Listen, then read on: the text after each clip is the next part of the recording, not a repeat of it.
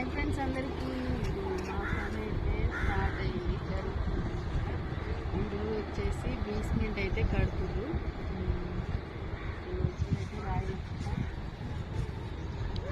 Basement కోసం కూడా first అయితే లోపల చిన్న పెచ్చ లాంటి కందర పోసిరనమాట. అది పోసిన తర్వాత పెద్ద రాళ్ళు ఇట్లాంటివి వేసి బేస్మెంట్ అయితే కడతారు. బేస్మెంట్ కట్టంగా నేను ఇదే ఫస్ట్ టైం చేయడం. బేస్మెంట్ అయితే కడుతున్నారు. ఈరోజు బేస్మెంట్ కట్టడం అయిపోతే ఇంకొక రేపు లేదా 2-3 రోజులలో గోడ కట్టడం స్టార్ట్ చేస్తారు.